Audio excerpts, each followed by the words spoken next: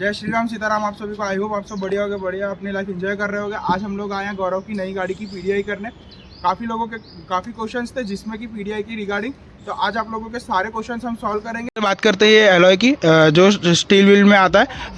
Tyre की जो size है वो है 215/60R17 और ये टायर की जो मैन्युफैक्चरिंग डेट है वो ये लिखी 47/25। 47 वीक होता है, 2025 होता है।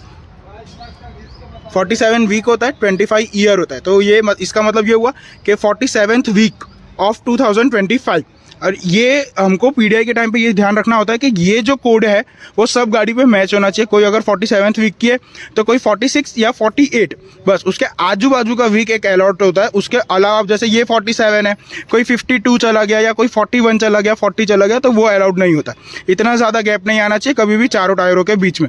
और जो कंपनी ने टायर प्रोवाइड किया है वो है अपोलो का एप्टारा क्रॉस, जो कि इस साइज़ की गाड़ी के हिसाब से ठीक है। बट क्योंकि टू बी प्रिसाइज मैं बताऊं तो जैसे ये 215/60/17 है, ठीक है। अब ये गाड़ी टू बी प्रिसाइज ये गाड़ी XUV 3XO से काफ़ी बड़ी है, तो इसमें ये 225/60/17 होना चाहिए था, क्योंकि ये गाड़ी साइज़ में बड़ी है। वो मेरी गाड़ी साइज़ में छोटी है, उसमें 215 तो भी चलता है। बट यहाँ पे बेनिफिट ये मिलता है कि यहाँ पे कंफर्ट बढ़ जाएगा। क्यों? क्योंकि ये गाड़ी का जो टायर का जो परसेंटेज है, जो 60 बीच में लिखा हुआ आपको ये दिख रहा है, वो यहाँ पे इंक्रीज़ है। वो मेरी गाड़ी में आता है 55, तो यहाँ वो 60 हो गया, यानी इसकी ये जो वॉल है वो इंक्रीज़ हो गई है। उससे ये होगा कि गाड़ी जब चलेगी खड्डों में तो ये हमको सबसे ज़्यादा मैक्सिमम प्रोवाइड करेगा कंफर्ट रहेगा। ठीक है, तो ये हमारा 2 डॉट्स है, तो गाड़ी का रहेगा हमारा नवंबर का वीक मैन्युफैक्चर्ड है। उसके बाद जो C और F है ये अल्फ़ाबेट्स रहते हैं जो गाड़ी की मैन्युफैक्चरिंग डिसाइड करेंगे, कौन से मंथ कौन से ईयर की मैन्युफैक्चरिंग है। उसके बाद जो बाजू में 2 डिजिट है वो वीक डिसाइड करते हैं। ठीक है, ये मंथ डिसाइड करेगा, ये वीक डिसाइड करेगा और ईयर डिसाइड करेगा। जो CF रहता है जो 2025 मैन्युफैक्चर्ड है। ओके। उसके बाद जो बाजू में जो वीक है वो अराउंड 7th वीक मैन्युफैक्चर्ड है। उसके बाद जो हमारा नीचे रहेगा मंथ रहेगा जो नवंबर मैन्युफैक्चर है, कि नवंबर की इस वीक में मैन्युफैक्चर हुआ है। तो नीचे वाला वीक डिनोट करता है, ऊपर वाला मंथ डिनोट करता है। नीचे वाला मंथ डिनोट करेगा, नीचे वाला मंथ, ए वीक और ईयर। अच्छा, नीचे मंथ ऊपर वीक और CF मतलब ईयर। कई बार CF के आगे रहता है जो जनवरी से लेके जुलाई तक रहता है। जुलाई के बाद पीछे रहेगा। ये चीज़ें हैं जो डिकोड किया जाता है। ओके सर, उन लोग के लिए मैं बता दूं, गाड़ी जब भी आप कोई न्यू गाड़ी की पीडीआई करो उसमें सबसे ज़्यादा होती है ये डिकोडिंग। डिकोडिंग का मतलब ये होता है, जैसे कि आपको यहाँ कलर दिख रहा है, ये कलर इन लोगों ने जानबूझ के किया है, गलती से नहीं हुआ है। ऐसे कलर आपको ये देखो हर जगह दिखेंगे, ये होने बहुत ज़्यादा ज़रूरी है। अब जैसे ये यहाँ पे मार्कर है, या इसका मतलब क्या होता है मैं अब थोड़ा डिटेल में वो एक्सप्लेन करता हूँ। जैसे फैक्ट्री में, ये प्लांट में जब बनी तो यहाँ पर ये स्क्रू इधर टाइट हुआ, अब यहाँ पर टाइट हुआ तो इससे इसको मिला दिया, तो यानी ये यहीं पर ही टाइट हुआ था। अब ये समझो ये स्क्रू यहाँ नीचे, इसका मार्क ये वाला नीचे चला गया, इसका मतलब ये डीलर लेवल पे या ट्रांजिट में किसी ने भी इसके साथ मिस हैपनिंग करी है, क्योंकि ये जब प्लांट में लॉक हुई है तो वो इस लेवल पे लॉक हुई है। अगर ये कहीं और होता है इसका मतलब वो कुछ छेड़खानी करी है तो ही वो मैच नहीं हो रहा है। जैसे ये मैच हो रहा है, आप देख सकते हो, ठीक है, ये मैच हो रहा है, वो नीचे आपको ये दिख रहा है, ये भी मैच हो रहा है पूरा, ठीक है। अब ये क्या है, ये जैसे ये अभी यूं वर्टिकल है, अब ये अगर यूं हो जाता है इसका मतलब कि ये वापस से छेड़खानी करिए। ये सारे डिकोडिंग के फैक्ट होते हैं जो कि हम लोग को पहचानना बहुत ज़रूरी होता है। अब जैसे हम लोगों ने पीडीआई करवाई तो हम लोग को तो चलो उनके थ्रू सब पता चल गया, पर काफ़ी लोग पीडीआई का कॉस्ट बचाते हैं, तो ये थोड़ी बहुत टिप्स होती हैं जो कि जाननी बहुत ज़्यादा ज़रूरी होती है, बहुत इंपॉर्टेंट होती है। इससे आप लोगों को थोड़ा बहुत पता चल सकता है कि आपकी गाड़ी में कोई प्रॉब्लम है कि नहीं है, कुछ गाड़ी के साथ मिस हैपनिंग हुई है कि नहीं हुई है। ठीक है, तो हम बेसिक इंजन लोड और ट्रांसमिशन वगैरह वेरीफाई करेंगे, लाइक गाड़ी कितना किलोमीटर चली है प्लांट से निकलने के बाद, और बैकएंड में सारे इलेक्ट्रॉनिक सेंसर्स और मैन्युफैक्चरिंग परफेक्ट है या नहीं है, सारे कोडिंग सिस्टम कोई जनरेट हो रहा है नहीं हो रहा है। सो फिलहाल बैटरी वोल्टेज आ रहा है 13.5%, जो मोस्टली बैटरीज रहती है 19 किलोवाट की रहती है, 12.9 किलोवाट की रहती है। ठीक है, तो जब गाड़ी इग्निशन दे रहे हो तो वो 12 से ऊपर जाना चाहिए और विदाउट इग्निशन वो 11 तक स्टॉप रहना चाहिए। तो गाड़ी की एफिशिएंसी, बैटरी की एफिशिएंसी डिटेक्ट करेगा ये हमारा।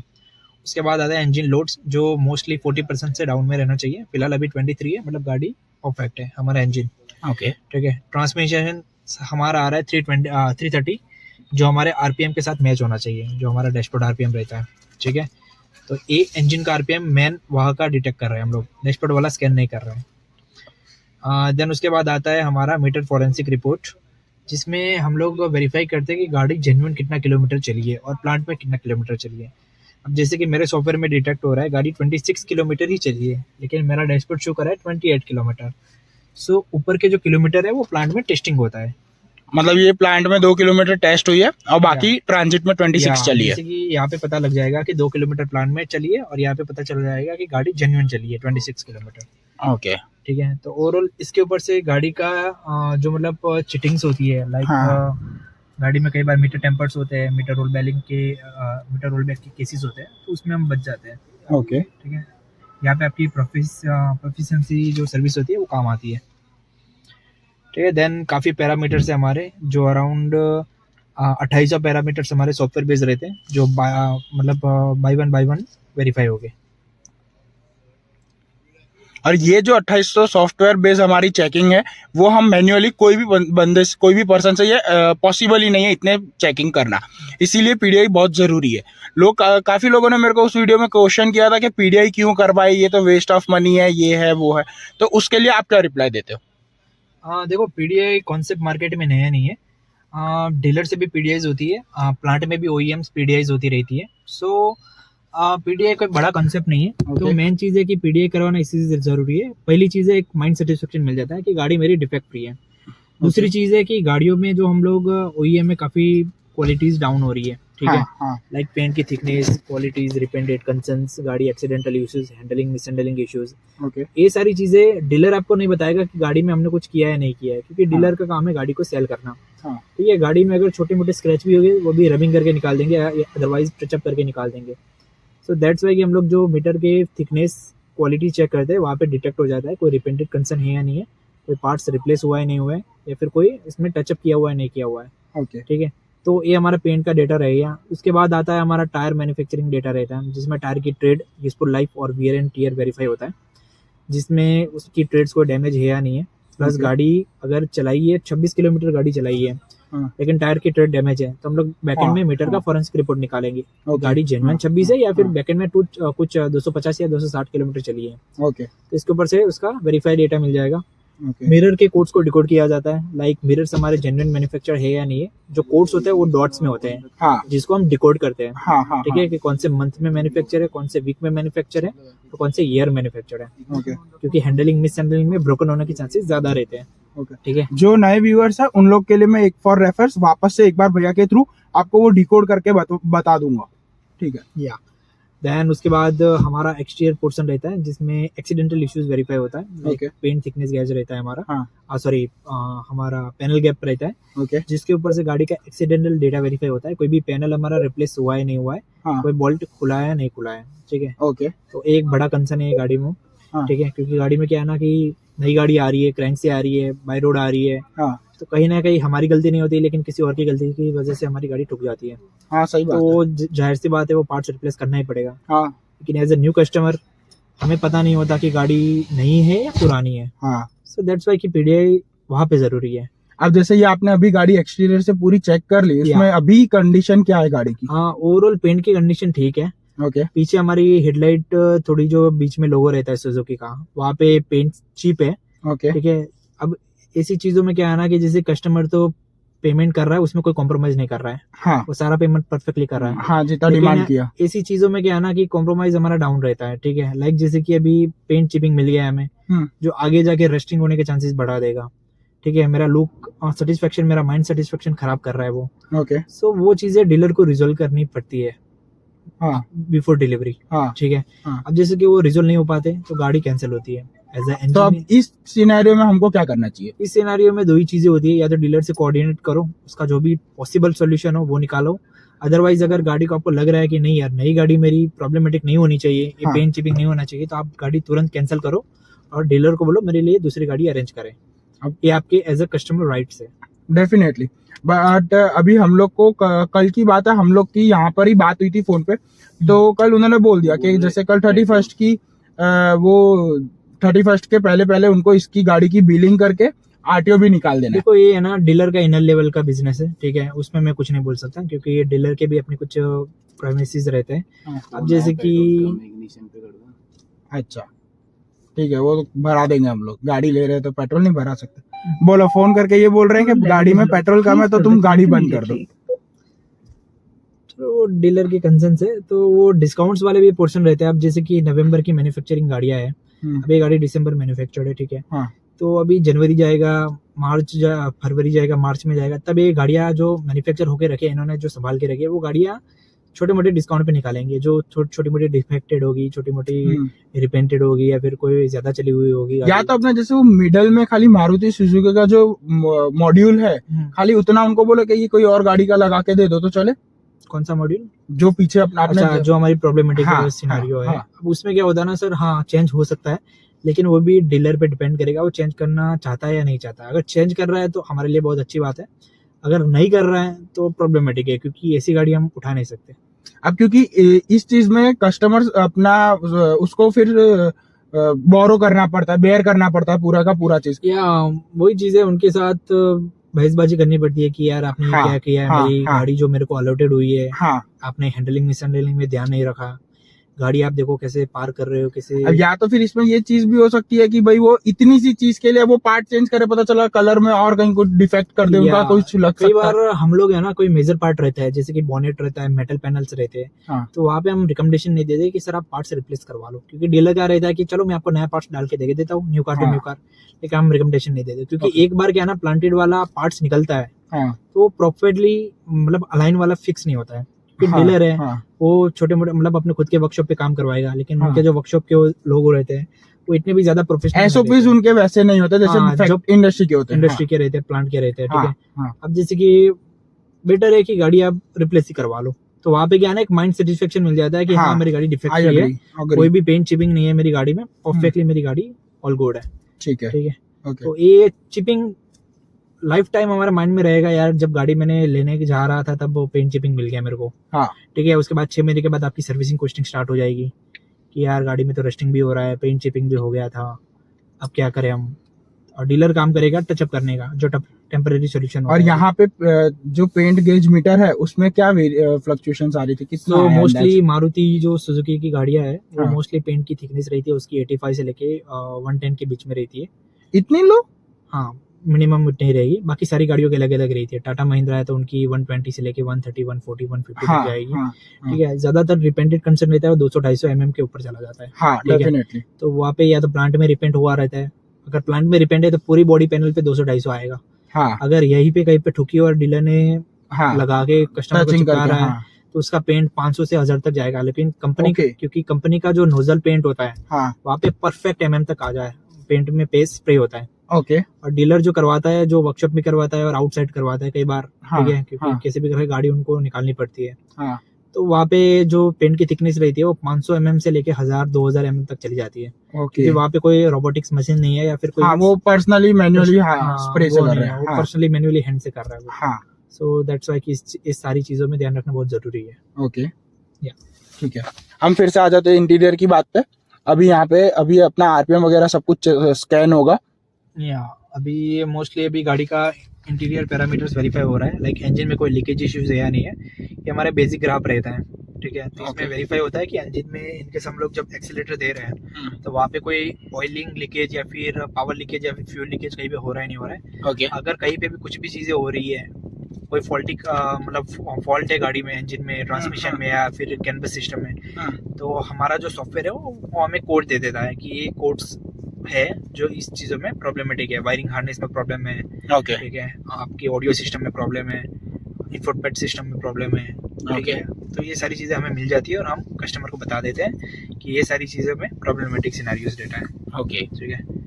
तो ये जैसे गाड़ी में अभी खाली इग्निशन चालू है, गाड़ी का इंजन चालू नहीं है, तो भी ये प्रॉपर्ली स्कैन कर लेगा? या मेरी गाड़ी, मेरा जो सॉफ्टवेयर है वो पूरी खड़ी गाड़ी को स्कैन करता है, उसको हमें चलाने की भी जरूरत नहीं है हमें। अच्छा, तो गाड़ी स्टार्ट करने की भी जरूरत नहीं है? स्टार्ट हम करते हैं, लेकिन वो जब इंजन जब वेरीफाई करना पड़ता है तभी हम स्टार्ट। अच्छा, ओके, ठीक है। उसके बाद हम लोग ये हमारे सारे पैरामीटर्स हैं, like battery voltage, ECU voltage कितना है, एम्बिएंट टेम्परेचर कितना है, ओके, ठीक है। तो ये सारी चीजें हम वेरीफाई करते हैं।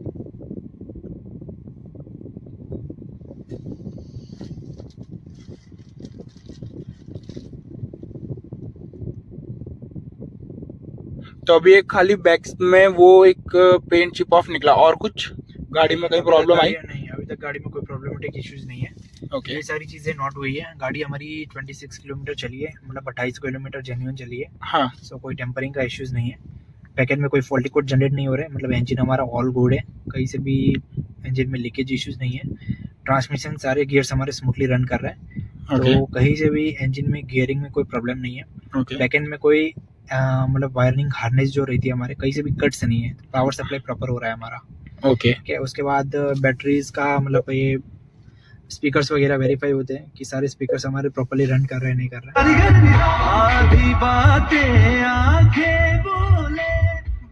अब स्पीकर्स रहते हैं तो एक एक स्पीकर पर्सनली मैन्युअली वेरीफाई किया जाता है, तो ये Okay. चल रहा है नहीं चल रहा है, ये वाला चल रहा है नहीं चल रहा है, पीछे इंडिविजुअली इंडिविजुअली वेरीफाई होता है।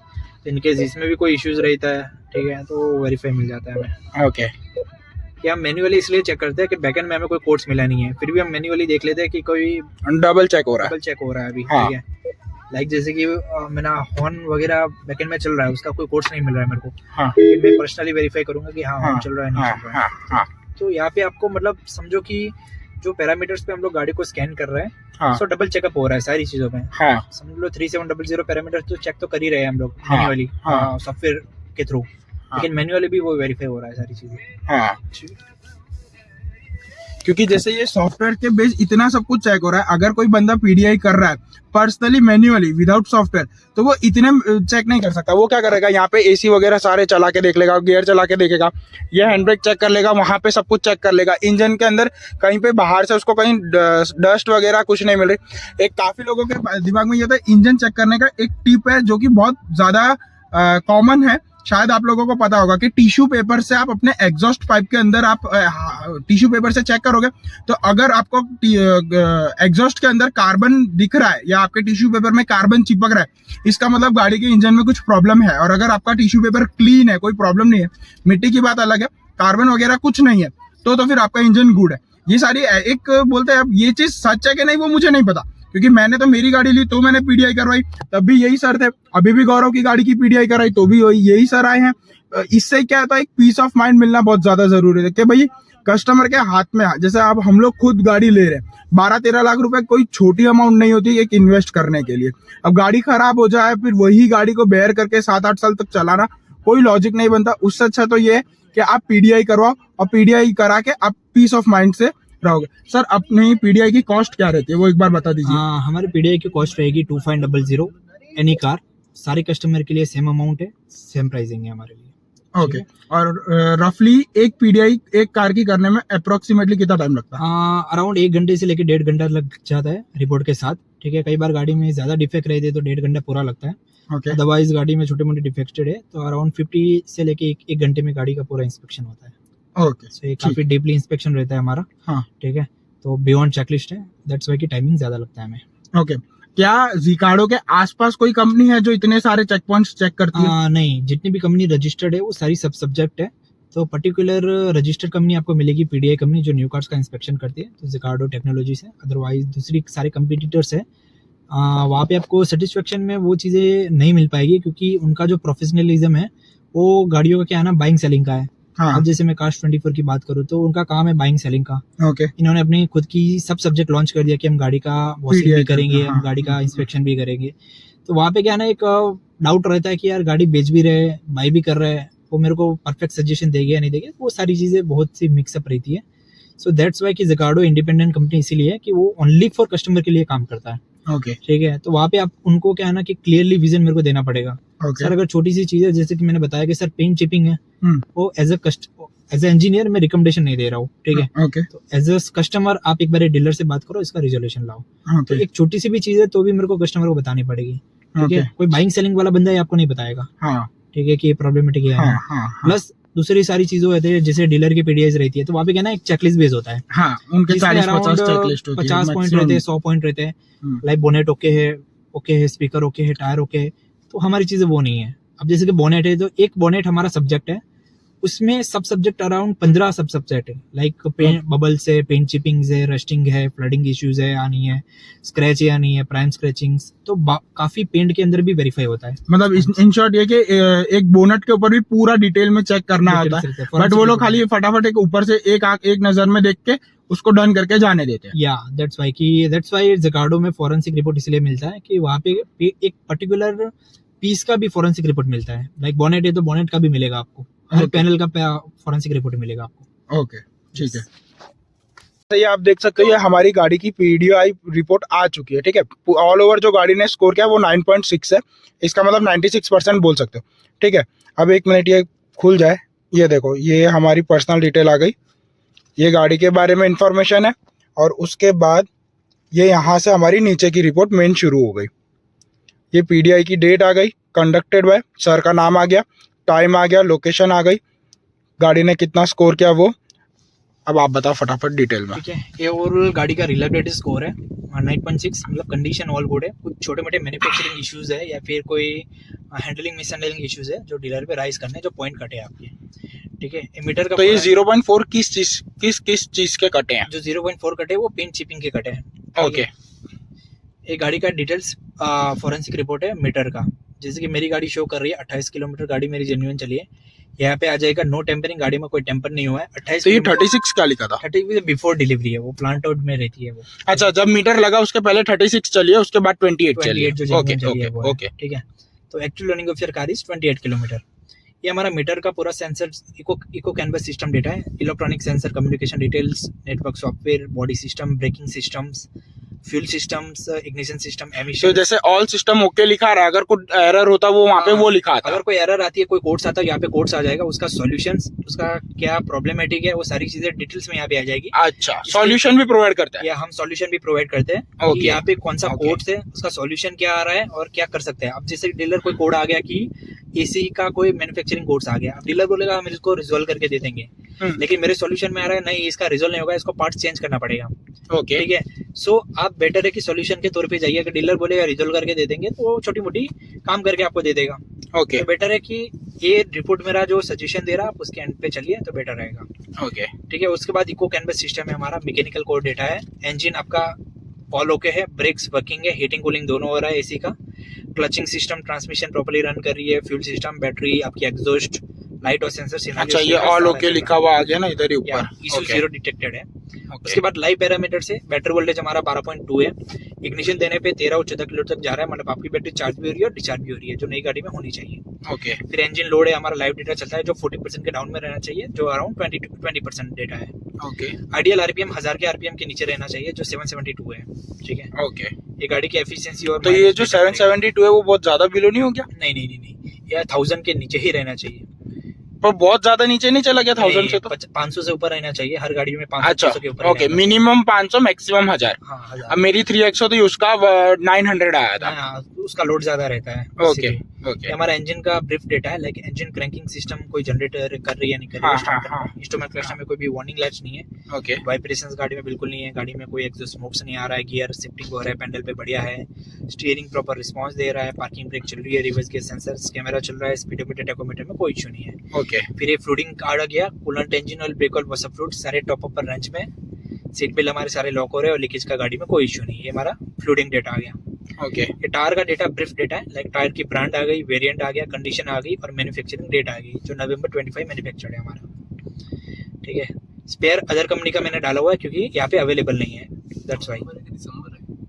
गाड़ी दिसंबर की है बट टायर नवंबर कुछ के। पार्ट्स ऐसे होते हैं ना, जो गाड़ी जब मैन्युफैक्चर होती है इसकी 1 या 2 मंथ पहले मैन्युफैक्चर होते हैं। ओके, ये टायर की यूजफुल लाइफ है, कहीं से भी ट्रेड घिसा हुआ नहीं है, फ्रंट टू व्हील की अलाइनमेंट हमारे प्रॉपर है। मैक्सिमम यूजफुल लाइफ 95, 96 और 98 आती है, जो महिंद्रा के थार टायर या फिर वेंडर टायर्स में रहती है। बाकी ऑल गाड़ी के 95, 96 के नियर बाय रहेगी। कंपनी को कॉस्ट कटने के 4%। ठीक है। ओके, ये पेंट का डेटा है जो मैंने इशू डिटेक्टर डाला हुआ है, ये सारा बोनेट टू बोनेट डेटा है। अब जैसे बूट है, यहाँ पे पेंट चिपिंग डाली हुई है। हाँ, यहाँ पे डिटेल्स में जाओगे तो कॉजेस, प्रिवेंटेशंस और रिपोर्ट, हमारा रिपोर्ट ब्रीफ डेटा देता है मैं आपको। ओके, ठीक है। ठीक है। उसके बाद ये सारा पैनल वाइज डेटा है, कहीं पे पेंट स्क्रैच नहीं है, डेंट नहीं है, कुछ भी नहीं है। ये हमारा पैनल गैप्स डेटा है, इसके ऊपर से गाड़ी का एक्सीलेंट डेटा वेरीफाई होता है, या फिर कोई पैनल गैप स्केल गैप ज्यादा है या फिर कम है वो वेरीफाई होता है। ओके, अब जैसे कि मैंने बूट में डाला हुआ है, बूट की जो लेफ्ट साइड है उसमें गैप ज्यादा डिटेक्ट हो रहा है लेफ्ट साइड में। ठीक है। ओके, अब जैसे वन साइड है जिसमें 3 mm का गैप है, ओके, लेकिन जो राइट साइड है, लेफ्ट साइड है हमारा, जो अराउंड 7 mm का गैप आ रहा है, अराउंड 3-4 मतलब दोनों तरफ के सेम इक्वल आने चाहिए थे। सेम इक्वल आने चाहिए थे। Okay. तो यहाँ पे एक्शन आ जाता है हमारा to be taken up to dealer for resolutions. Okay कि ये चीजें जब हम गाड़ी हम देखते हैं तो हम अनसेटिस्फेक्शन एरा मिलता है हमें। Okay rubber components bonnet to bonnet सारे रबर बिटिंग्स फिट है, कहीं से भी क्रैक्स नहीं है। विंडशिल्ड ग्लासेस है, ये हमारे लेमीसेफ का रहेगा फ्रंट हमारा।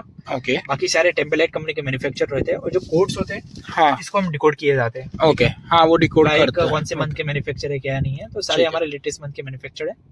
उसके बाद कारपेट का डेटा रहता है, जो जैसे कि हम लोग अभी वेरीफाई कर रहे हैं कि मेड प्रेजेंट नहीं है, तो हाँ वो एक एस्टेरिस्क का पार्ट रहता है कि हाँ। प्रेजेंट नहीं है, तो हम नॉट प्रेजेंट लिखते हैं। ओके ये हमारा प्लास्टिक पैनल है, जहाँ हम लोग हाथ रखते हैं, डैशबोर्ड गियर कंसोल, कहीं से भी प्लास्टिक चिप हो रहा है, निकला हुआ नहीं है, टूटा हुआ नहीं है, वो वेरीफाई होता है। ओके सीट सारी हमारी मूवेबल हो रही है, फोल्डेबल हो रही है, पन्नी सारे में चढ़ी हुई है नहीं चढ़ी हुई है, तो ये भी वेरीफाई होता है एक। उसके बाद हम लोग रिकमेंडेशन देते हैं कस्टमर को कि ये चीज़ें to be check by owner है, जो आपको डिलीवरी के टाइम वेरीफाई करनी है। लाइक इनवॉइस है, all payment receipt, insurance paper होने, मैनुअल डुप्लीकेट कीज, कंपनी से आपको जितने भी पेपर दे रहा है विद डीलरशिप स्टैंप होना चाहिए, साइन मैंडेटरी नहीं है। इनकेस 6 महीने 1 साल के अंदर गाड़ी में कोई मेजर चीजें क्लेम करवानी है, हाँ डीलर का स्टैंप रहेगा तो बेटर है कि डीलर क्लेम सीधा डीलर पे होगा, आपके वर्कशॉप के धक्के खाने की जरूरत नहीं है। हाँ और साइन रहेगी तो क्या है ना, जनरल मैनेजर का एक बार ये ट्रांसफर हो गया तो उसके पीछे 1-2 महीने का डिले पीरियड चलता रहेगा, अच्छा तो बेटर है डीलर स्टैंप जरूरी है हमारा। ओके बाकी बैटरी वारंटी कार्ड रहेगा, स्टैंप रहेगा, वो अपने सेल पर्सन से बात करके वेरीफाई करना रहता है। ओके ठीक है, बाकी ओवरऑल रिपोर्ट हमारा अच्छा आया रहता है यहाँ पे। ओके ठीक है। जो हमारे सर एग्जीक्यूटिव बता रहे थे पीडीआई के कि गाड़ी में पेंट चिप ऑफ की प्रॉब्लम है, वो ये रही। अब इसके लिए बात करते हैं कि भाई इतना सा ये जो पार्ट है वो हमको रिप्लेस करके दो, या तो इसमें पेंट वापस से करके दो, या तो इस पर टचिंग करके दो, कुछ ना कुछ हम इस चीज़ के लिए बात करेंगे। बाकी ऑल ओवर गाड़ी अपनी पूरी परफेक्ट है। गाड़ी ने 9.6% स्कोर किया आउट ऑफ 10।